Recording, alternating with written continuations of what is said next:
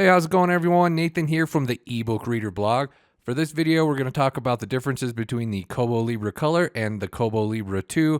Got some screen comparisons later on in the video. Just wanted to talk about some of the differences with color ink and regular ink. So the design's pretty much exactly the same. Still got the texture on the back, the power button on the back. The new Kobo Libra Colour is a little bit thinner, and as you can see here on the handle side, it's got a little bit more of a rounded edge to it now. I do find it a little bit more comfortable. It's a little bit thinner.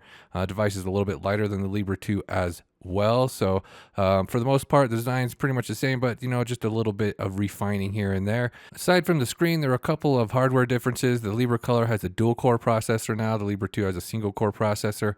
And then they've also added dual band Wi-Fi support to the Libra Colour. It also has a larger battery because with the color ink, you tend to have the front light turned up quite a bit higher because it kind of has a darker screen.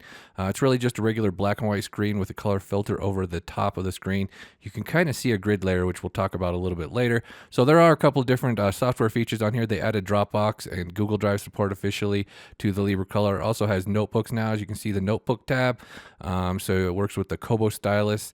All right, so let's talk about how the screens and the front lights compare right now. So I got this next to a window, no overhead lighting, just natural lighting.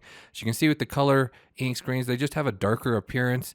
It's just sort of the nature with the color filter layer that goes over the screen. Also keep in mind that the camera can't focus on both screens at the same time very well. So it's I'll shift the focus back and forth at different points of the video. Sometimes it'll focus a little better on the right, a little better on the left. Anyway, so here's a look at the front lights cranked all the way up. Since we're next to a window, you can't see the differences as much. So I'm going to go ahead and close the blind here, kind of simulate a darker sort of environment. As you can see, the warm front light is just a little bit darker on the Libra Colour. Sort of the front light in general just sort of has a warmer tone to it. But, front lights can vary from one unit to the next, so might be different with different ones. But and then the Libra 2 sort of has a little bit more of a bluish, maybe greenish tone to it. Either way, the background's just a little bit lighter on the Libra 2 than it is on the color model, but you can adjust the brightness and it kind of changes the background color. You can slide up and down the left side of the screen to adjust the brightness on the Kobo. So you get a little bit darker at the lower lightness on the the color model, so you kind of have to have the front lights cranked up a little bit more to get the similar kind of a look to it. So color ink kind of gets a bad rap for having the darker screen, but I mean, it just sort of depends on how you have your front light set. As you can see right here, it doesn't really look dark at all. So it just kind of depends, how you have it set up, what kind of reading conditions you're using, if you have the front light turned up, turned down. And when the front light's off, it's definitely quite a bit darker.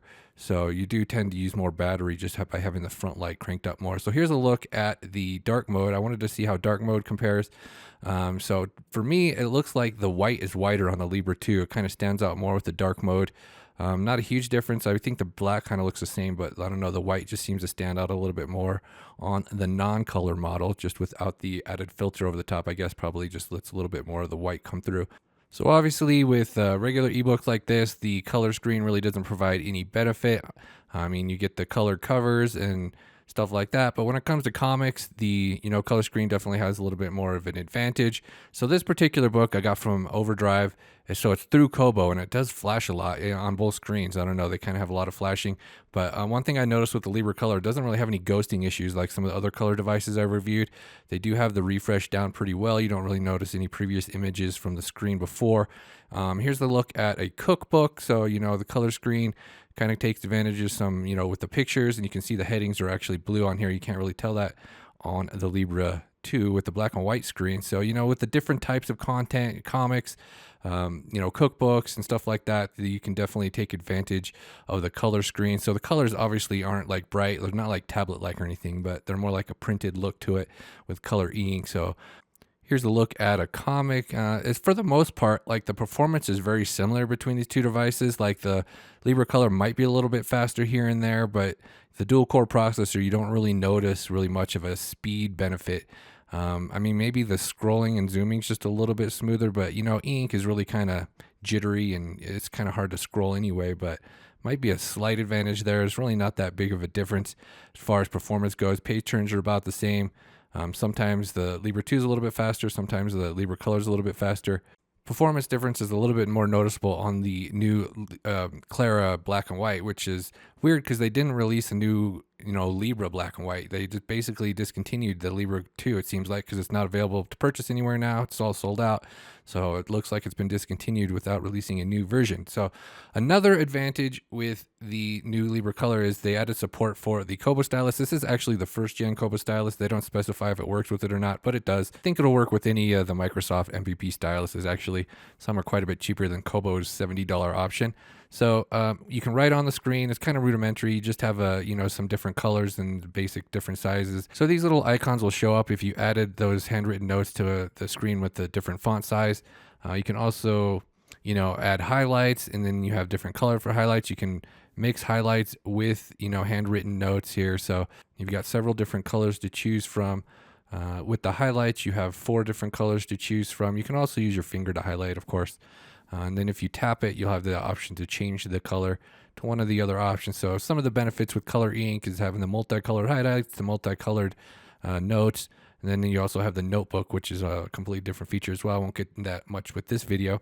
So I just wanted to show like the speed difference between the two. Like there really isn't much of a speed difference.